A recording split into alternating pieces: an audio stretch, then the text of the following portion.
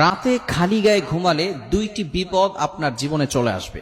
আপনার লাইফে must be দুইটি বিপদ চলে আসবে যারা রাতে খালি গায়ে ঘুমাবে। অনেকেই আমাদের সোসাইটির ভিতরে, বিশেষ করে ইয়াং পিপল যারা আছে, তারা শুধু খালি গায়ে নয়, অনেকেই আছে ছোট ছোট প্যান্ট পরে ঘুমিয়ে থাকে। খবরদার, এজ এ মুসলিম হিসেবে আমাদেরকে এগুলো থেকে দূরে সরে আসতে হবে। দুইটি বিপদ কিন্তু আপনার লাইফে চলে আসবে, তখন কিন্তু আপনি কঠিন মুসিবতের ভিতরে পড়ে যাবেন। মনে রাখবেন, নবীজি সাল্লাল্লাহু আলাইহি ওয়াসাল্লাম আমাদেরকে সব শিখিয়ে দিয়ে গিয়েছেন। 23 বছরের জিন্দেগিতে তিনি যখন ইসলাম প্রচার করার সুযোগ পেয়েছেন, নবুয়ত প্রাপ্ত হয়েছেন, তারপরে 23 বছরের জিন্দেগিতে নবীজি সাল্লাল্লাহু আলাইহি সাল্লাম আমাদেরকে A to Z সব শিক্ষা দিয়েছেন। কিভাবে আপনি টয়লেটে গিয়ে নিজেকে পরিষ্কার পরিচ্ছন্ন রাখবেন সেখান থেকে শুরু করে আপনি বাইতুল্লাহর ঘরে গিয়ে কিভাবে নামাজ পড়বেন সেটাও নবীজি সাল্লাল্লাহু আলাইহি সাল্লাম আমাদেরকে শিক্ষা দিয়েছেন। আমাদের নবী একজন বাবা তার সন্তানদেরকে যেভাবে শিক্ষা দেয়, আমাদের সকলকে হাতে কলমে সেভাবে শিক্ষা দিয়ে গিয়েছেন।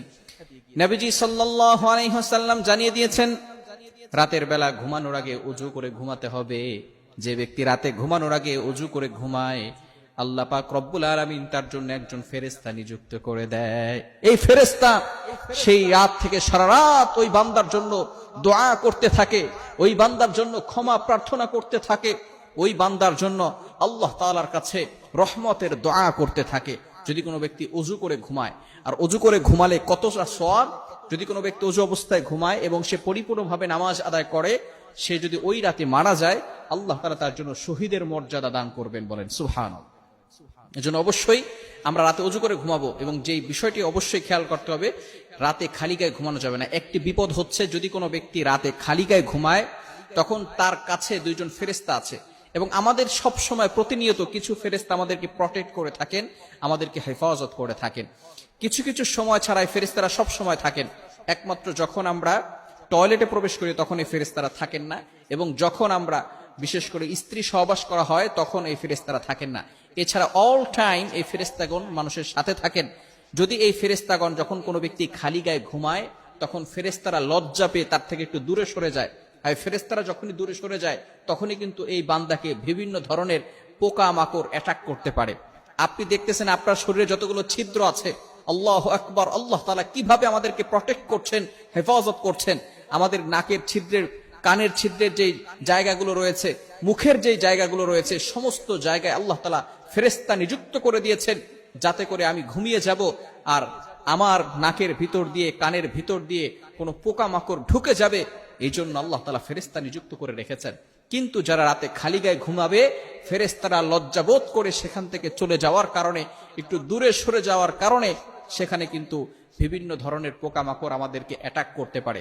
এবং দ্বিতীয় নাম্বার হচ্ছে, যারা খালি গায়ে ঘুমায় তাদের উপরে জিন অ্যাট্রাকশন করতে থাকে, অথবা জিন তাদের উপর ভর করে থাকে। অনেকে জিন এটা বিশ্বাসই করে না। এটা অনেকে, বিশেষ করে সায়েন্স, আধুনিক সায়েন্স, চিকিৎসা বিজ্ঞান বলে মানসিক ভারসাম্যহীনতা। নো, আল্লাহ তাআলা মানুষের নামে যেমন একটা সূরা নাজিল করে দিয়েছেন, জিনদের ব্যাপারেও আল্লাহ তাআলা একটি সূরা নাজিল করে দিয়েছেন। সূরাতুল জিন 29 নম্বর পারা রয়েছে। 30 নম্বর পারা আল্লাহ তাআলা সূরাতুন নাস, মানুষের নামে একটি সূরা নাজিল করে দিয়েছেন। আর জিনের ব্যাপারে আল্লাহ তাআলা পবিত্র কোরআনুল কারীমের ভিতরে নিজেই বলে দিয়েছেন। সূরাতুজ জারিয়াতের 56 নম্বর আয়াতে আল্লাহ তাআলা বলেন, ওয়ামা খালাকতুল জিন্না ওয়াল ইনসা ইল্লা লিয়াবুদুন, I have created the human and the jinn people to worship only me. আমি মানুষ এবং জিন জাতিকে একমাত্র আমার ইবাদত করার জন্য সৃষ্টি করেছি। সুতরাং যারা রাতের বেলা খালি গায়ে ঘুমিয়ে যাবে, জিন তাদের উপর অ্যাটাক করতে পারে, জিন তাদের উপরে ভর করতে পারে, সওয়ার করতে পারে। অনেক সময় পুরুষ মানুষের উপরে মহিলা যে সমস্ত জিনরা রয়েছে, তারা আকর্ষিত হয়ে যায়, যার কারণে তারা ওই ছেলেকে এমন ভাবে পেতে চায় যে তার উপরে মাঝে মধ্যে ভর করে ফেলে। এজন্য খালি গায়ে ঘুমানো থেকে আমরা দূরে সরে আসব। এবং চিকিৎসা বিজ্ঞানও বলছে, খালি গায়ে ঘুমালে বিভিন্ন রোগ সৃষ্টি হওয়ার সম্ভাবনা রয়েছে। এজন্য আমরা খালি গায়ে ঘুমাবো না, এখান থেকে আমাদেরকে দূরে সরে আসতে হবে। এটা হচ্ছে উত্তম পদ্ধতি। এই উত্তম পদ্ধতি আমাদেরকে ফলো করতে হবে। খালি গায়ে ঘুমানো জায়েজ নাই বিষয়টা এমন না, আপনি ঘুমাতে পারবেন, কিন্তু এই যে বিপদগুলো, জিনরা আপনার উপর অ্যাটাক করতে পারে এবং বিভিন্ন ভাবে রোগ সৃষ্টি হতে পারে, এজন্য আমরা এগুলো থেকে বাঁচার জন্য উত্তম পদ্ধতি অবলম্বন করব। আল্লাহ তাআলা আমাদের সকলকে বুঝার তৌফিক দান করে।